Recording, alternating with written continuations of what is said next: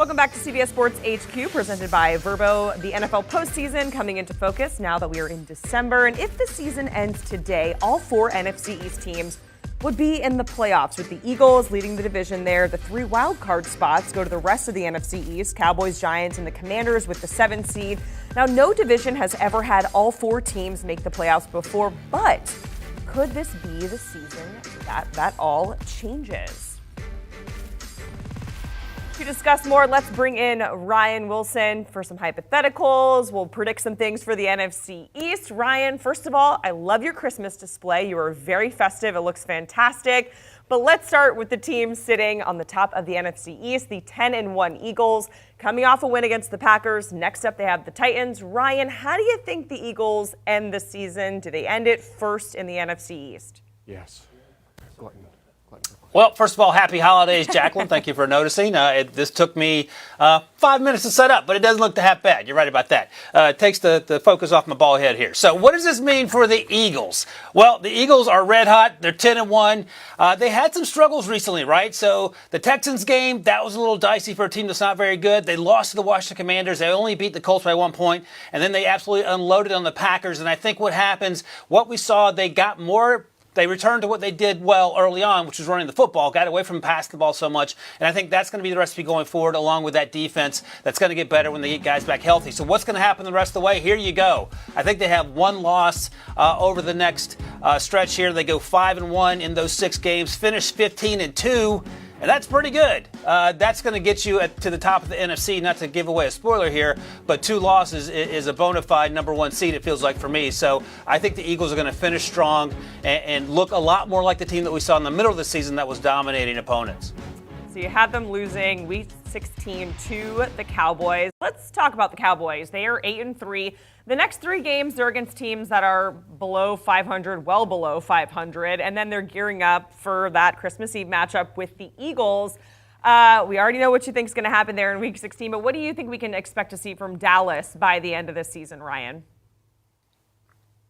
So the 2 biggest things for me coming into the season about the Cowboys' chances were Mike McCarthy. Will he get out of his own way and not be afraid in big moments? And so far he's done pretty good. And the health of Dak Prescott. And Dak's looked very, very good. I don't know if he's in the MVP conversation, but he's certainly elevated this team. So what's going to happen down the stretch? You mentioned the win over the Eagles. That's going to be a huge win. But in the next 6 games, I think they reel off 4 wins. You see them here. You very kindly mentioned the Colts and Texans not being very good. I think your Jaguars beat them in Week 15. The Jaguars are an under-the-radar team. They're certainly playing better than their record indicates. And they lose to the Titans as well. The Titans, I'm guilty of this as anyone. I sleep on the Titans every year. Mike Vrabel's one of the best coaches in the NFL. That team is always ready to play, and I think they'll be geared up in Week 17. And they finally win the season finale against the Commanders to finish 4-2, and they finish 12-5. That feels like that'll get you into the playoffs. It'll certainly be good enough for second place in this division. But I think that there are no concerns about Mike McCarthy as we sit here, and certainly Dak Prescott is playing some really good football. I think Ryan just said that because he knows that I'm a Jags fan, so he's trying to make me happy here on the desk. But Cowboys, they are 2 games behind the Eagles in the NFC East. Moving along to the Giants, they are 7-4 as the regular season heads into the home stretch. Now, the last time they made the playoffs, Ryan, was in 2016. And remember earlier on HQ, this was a 6-1 team. We were talking about them a lot at one point in the start of this season. Ryan, give us their record to finish things out. Yeah, so this isn't quite the holiday cheer speech I was just giving about your Jaguars and the other 2 teams in this division. Part of the issue is this. If Brian Daboll could petition the league to only play 7 games, that would be fantastic. They'd be Super Bowl champs or close to it if that 6-1 record. But they've sort of backslid since then. They've regressed to the mean, and a lot of those close games that they were winning early on have now gone by the wayside. So I have them losing 4 of their final 6 games. I haven't beaten the Commanders. That'll be a huge win for them to get back on the right track. But then they dropped 3 in a row before splitting with the Colts and the Eagles down the stretch. And as you see there, I have them finishing 9-8.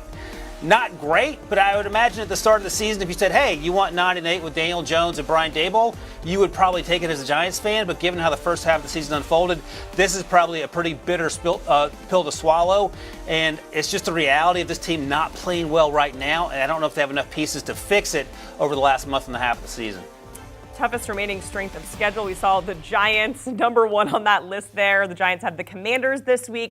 Washington, they're on a roll with QB Taylor Heineke. They're at the bottom of the NFC East, but they've won 3 straight, Ryan. It's 6 of 7.